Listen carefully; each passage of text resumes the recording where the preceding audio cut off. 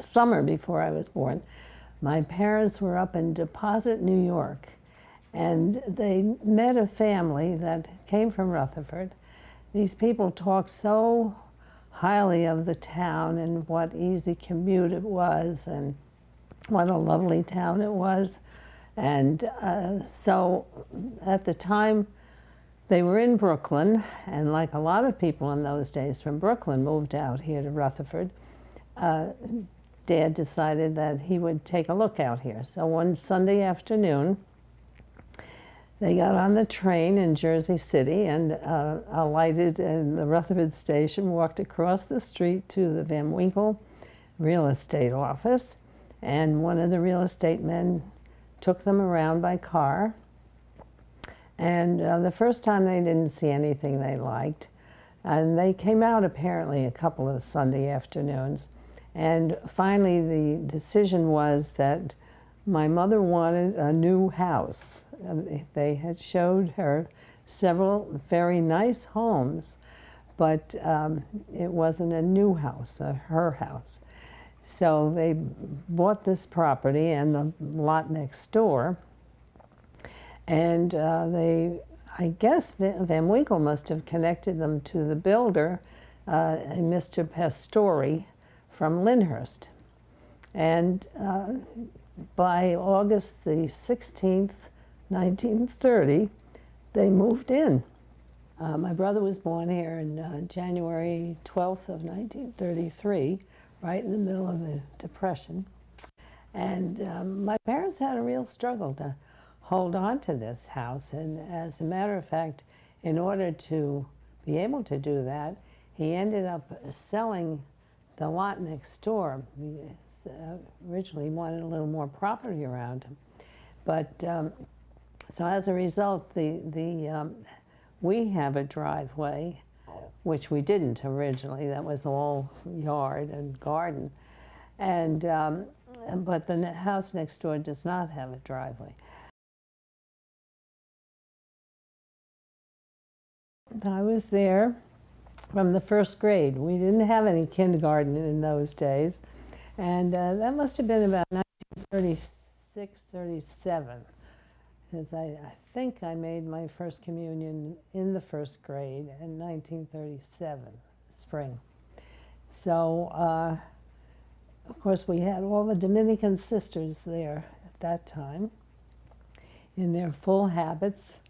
And the first grade teacher was a real sweetheart, Sister Irene Marie, and all of them individually were nice, I suppose. Some were nicer than others and made more of an impression. She certainly made an excellent impression on me.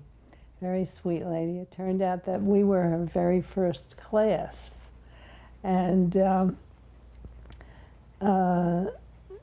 she was an artist, and as an artist, she would teach us to look out the window at the sky and the clouds and what did we see, and just try to give us, I guess, an appreciation of nature.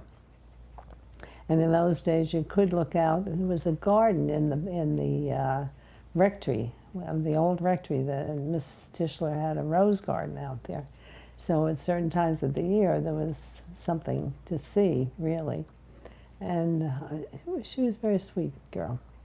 The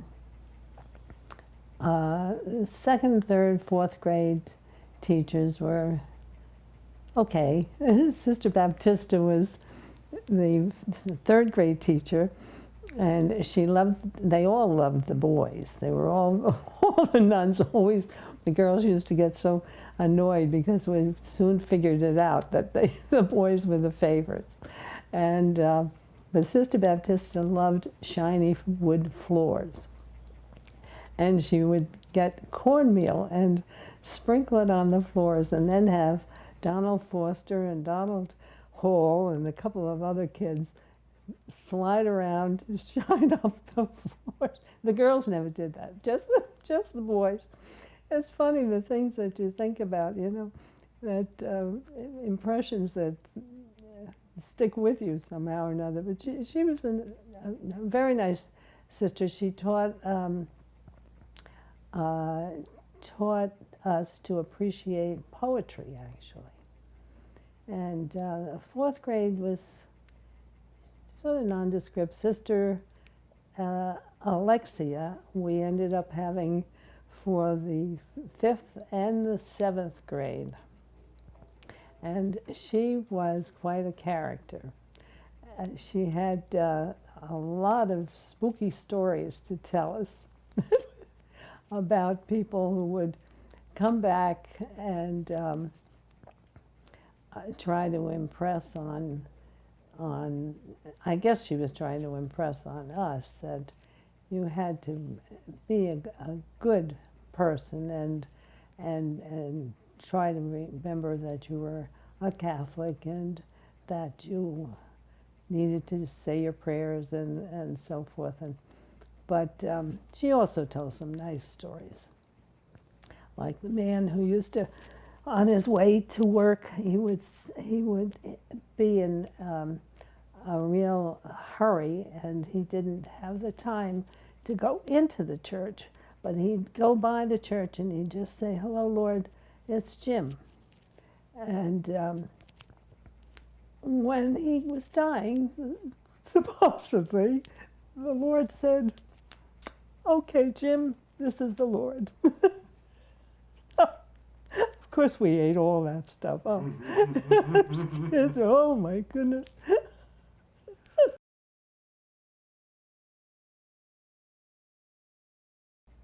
Oh, yeah, no, that was even before that. Yeah, that was back probably when I was in the 3rd or 4th grade. Yes, they wanted to close Chestnut Street at lunchtime.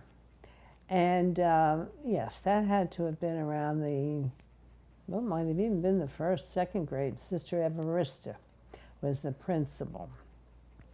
And she, for some reason or another, she went to my father and asked him if he would go to the borough hall. They were going to have a big discussion at council meeting this particular day. And would he talk on behalf of the school? So, because they really needed some room for the kids to be able to run around at lunchtime. And there just wasn't any property around the school. And so he went up, and whatever he said, he managed to get the school opened as a result of his endeavor, you know.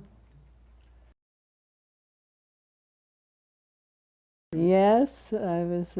We had a very active troop in those days, and Mrs. Brannan, who was Dr. Brannan's wife, and Mrs. Kelly, who lived on the corner of Union Avenue and Wood Street. And they were the troop leaders. We had a very active troop, and we met at what used to be the Knights of Columbus house. It was a house on Chestnut Street.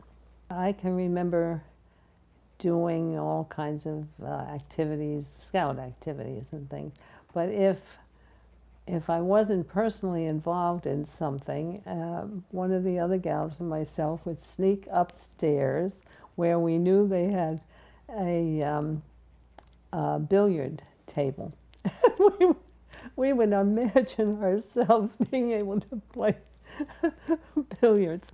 It was really fun, but that was a good troop, and we had always active every Memorial Day. We had good representation of St. Mary's in those days, and I don't know that they have a real Girl Scout troop anymore. I'm not sure.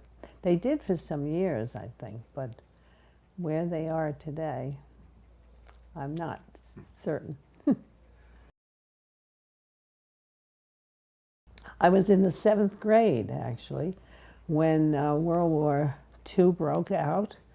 And it was quite a change just in our school lives, because there was great discussion about how we had to behave, and under certain circumstances we had to be aware that we might have to either evacuate the school, or so we had rehearsals, I guess you'd call them, and I can remember, I guess they still do, get under the desk if you have to, and but it was very different, because a lot of things changed immediately, food-wise particularly. We were on, everybody was put on those food ration books, and you were allowed just so much, and anybody that had a car, and of course in those days everybody did not have a car. We didn't have a car. We never had a car until 1948. And for one thing, we didn't need one, really, because we had Carlton Hill Station down here. My father was able to get the train every morning from there, or he walked when the buses started. And there wasn't a bus line originally when we moved out here. An intercity bus he'd pick that up at Beach Street and Union Avenue. But gas rationing, that changed people's lives as well. And but we still managed to, if you had 5 cents or 10 cents, whatever it was, to get to the Rivoli Theater just about every Saturday.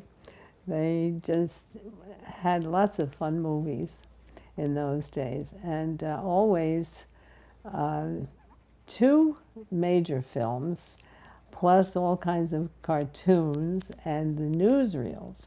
And that's really where we learned about what was going on in the world, was going on Saturday afternoons to see the newsreels. And when I think about it, even before we got into the war, the first indication to me that everything wasn't peaceful worldwide was the films that we would see of China and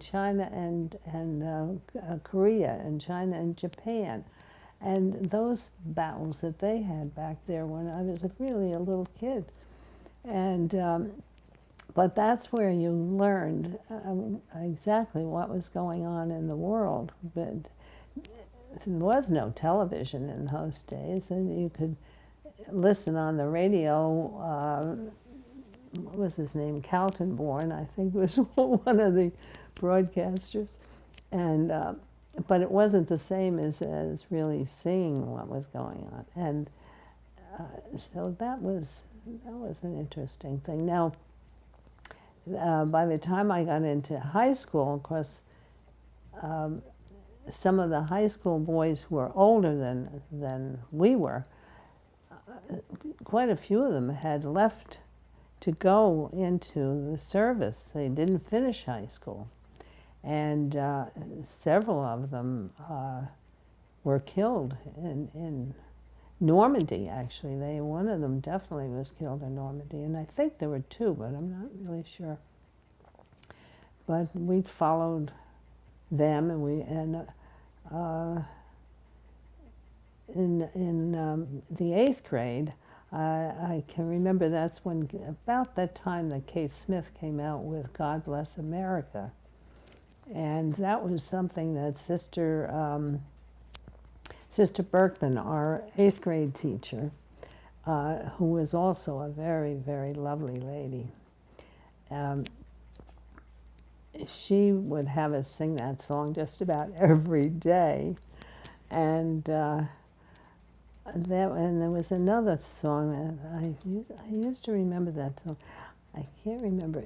There was one that was a very, very pretty song, and it was a ballad. And when I think about it, all those, not all of them, but many of those nuns had things in their lives that occurred before they decided to go into the convent, and sometimes maybe some of them may have helped to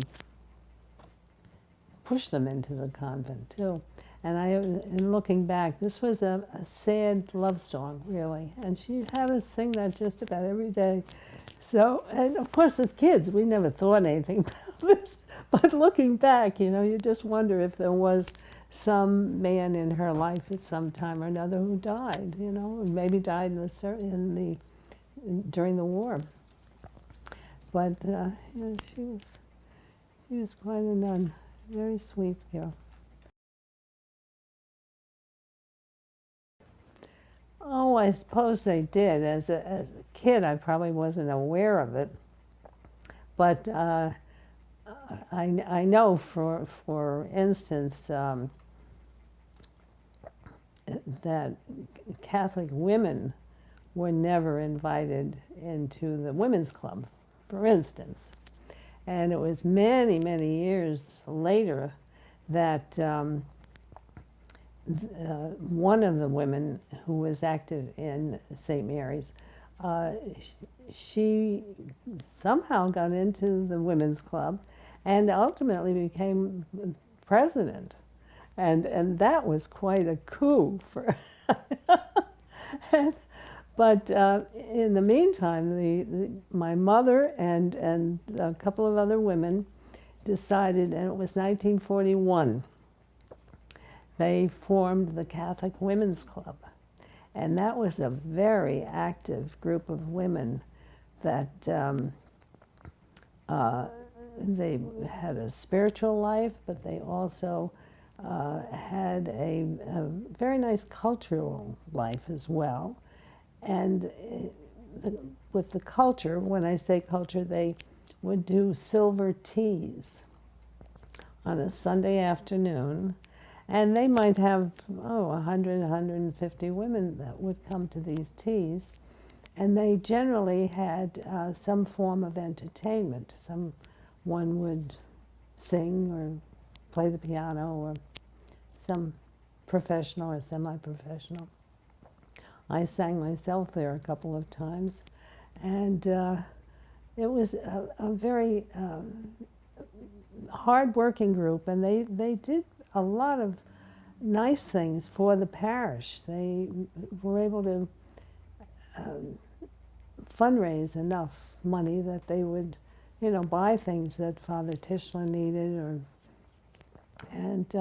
But as I said, my mother was one of the founders, and subsequently, back in the 80s, I can't remember how, it was late 80s, I think, because women started going to work, and the membership just kept dying off, and they weren't being replaced by younger women. So at one point, the woman who was the president, she decided, almost arbitrarily from what I could understood at the time, decided that they would dissolve the women's club. So they had one big wing-ding dinner to which I was invited to speak, because since my mother wasn't around, but they invited me to speak. So I talked about her, and I wore a hat. I'd always loved hats, and she always wore hats, and I had many times. In fact, there's still a couple of women who were very young women when they joined the club will tell me that they used to like to go to the meetings to see what hat my mother had on. She had some beautiful hats. And so I wore a hat, and that was how I opened the comments, that I wore this hat in her memory. But it was sort of sad. And at the same time, I said, I'm sure that knowing her, she would have said, well, we've accomplished what we set out to do, and now is the time to give up and start afresh with other things in your lives. So they were sort of comparable to the Women's Club, except that it's a national organization. It was. I presume it's still around, but not at St. Mary's any longer. But it was a very active group of men. They had to have had 50 to 100 men, I guess, were active in that club. And they also did some fundraising for Father. But mostly it was a spiritual group, and they attended Mass one Sunday a month. They attended as a group, and they had a big parade every year in Hackensack. There was a huge Holy Name parade, and every Holy Name Society in Bergen County would end up at, I think that it was St. Cecilia's that they started from, if my memory is right. And the Holy Name group that had the largest number of attendees would the following year be the one that led the parade. And so one year, my father's group was the leader of the parade, and he and his officers decided that they would all wear top hats and morning coats, and I have a picture of him in that, and they were so proud to be able to do that, represent St. Mary's in that parade. You know, it was a lot of fun. But my mother and I used to go up to Hackensack. By that time, of course, we had a car, and I was driving, so I would go up and we'd stand and watch them all go by. But it lasted for a couple of hours, the parade. Yeah, it was fun.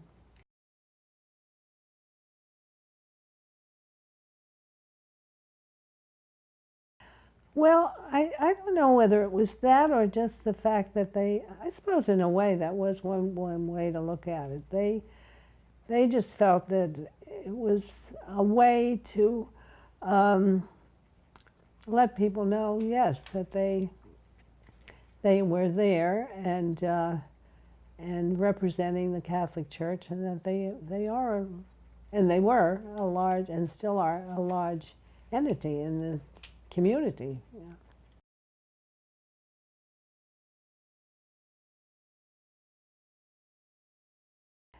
We had two factions in town at the time, the younger group and the old guard, so to speak, to differentiate from the current old guard organization that's in town. I'm talking about politicians who were around for a long time. And Rutherford always a Republican town. In fact, my father used to say that when they first moved here, the Democrats never even put up a slate when it would come time for election. That was it. It was just a Republican town, and anyone who came into the town, I guess, soon learned that whatever they were, they better be Republicans because that's what was here. And so in the meantime, after the war, the Democrats from Jersey City were starting to come out here. And there was one man in particular that decided he was going to be the first one to try to run to break that council monopoly, and that was U.B. Franklin. And U.B. Franklin ran for council, and every year he would lose for several years. And then he finally won, not by a whole lot, but he did win. And so the Democrats had a voice on the council. And more of them came into town. And each year we would win by less. And the younger people would try to point that out to the older ones, who just seemed to have their heads in the sand, and they just would not listen. So it was a man who was, had been the mayor of the town, and he was an assemblyman, Herb Mallett. And he was very much in favor of the younger group. He understood what we were trying to do.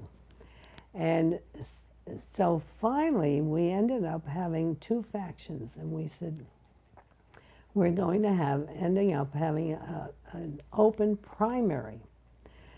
Unheard of in Rutherford. They decided that I would run, and Cy Consovoy. Very nice man, very, very nice man. He and his brother had some kind of a photography business, apparently a very successful business. And Cy lived on Maple Street, and just a very enthusiastic fellow, and very, very pro-Republican. So we had this big open primary. We had pictures of a parade that we had in town, literally, I mean, in cars, I think it was election day was Tuesday. It was probably that Saturday or Sunday that we drove around town blowing horns, and it was very exciting. And they had me sitting up on the back of an open convertible car, and I had a hat on. Oh, it was a lot of fun. And the outcome was interesting. It was an interesting experience for me, and certainly a learning experience. We mapped out the town, and every weekend we would concentrate on that one district, and then we'd move on. And I knocked, I think, on just about every door. And it was amazing how many women said to me, "Oh, I'd like to vote for you, but my husband said I can't. I have to vote for the other two." And or there was a woman who was a real Republican workhorse, they call them in those days. I won't mention her name. But a number of women said, "Oh no, I can't work for you. I can't vote for you. And Mrs. So-and-so told me, no, I can't, I don't dare vote for you." So it's amazing how many of them were. Today you never find anybody like that. I mean, everyone thinks for themselves. Women, so it was interesting. But we had this big election. It was interesting, and I saw this firsthand myself at my own polling place. Democrats came in, declared themselves Republican, and had the gall when they came out to tell me, "Well, I voted for your opponents because and one of them even went so far as to say, we know we can beat them. We wouldn't be able to beat you and Cy in November," which was an interesting thing. I lost by 200 votes. And we had more people that came out. I forget what the total number was. But certainly when you see the numbers that come out in the primaries today, it's disgraceful. I cannot understand people not voting in a primary, because in a primary is when you, in essence, you let somebody else determine what candidate you are going to have to vote for in November. So it's beyond me. But anyway, I did lose by 200 votes. It was an interesting experience, but one I don't regret at all. It was a fun part of my life.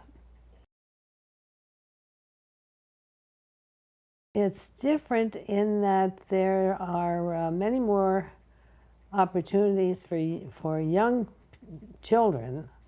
There's playgrounds and programs that kids can participate in all over the town, and in the schools and outside of the schools, and summer programs, these day camps and all this kind of stuff that they have for them. When we were growing up, we made our own fun and used our imaginations, which I think is something that's almost a lost commodity, is imagination. Everything is done for them, handed to them and visually or otherwise. And when my brother was growing up with the Binns and Wallace kids, they played, certainly they played ball, but they would also, at a certain age, play cowboys and Indians and have a lot of fun in the woods that were in the back. Basketball and baseball. But they did it on their own, out in the street, if they didn't have a backyard that was big enough without breaking somebody's windows. But they made their own fun. And today, as I said, everybody is organized, and this play date business, and it's sort of amusing to me. But anyway, sometimes I think I'm getting too old for some of these things that I see. But the town itself is still, I think, a very inviting, open town. It always has had good people running it, whether they were Republicans or Democrats, and the shops in town have changed. We did have a lot of, not a lot, but we had a different kind of store. We had a furrier. We had a beautiful upscale dress shop. Furrier was Passati, and Town and Gown was the dress shop. Very, very nice dress shop. And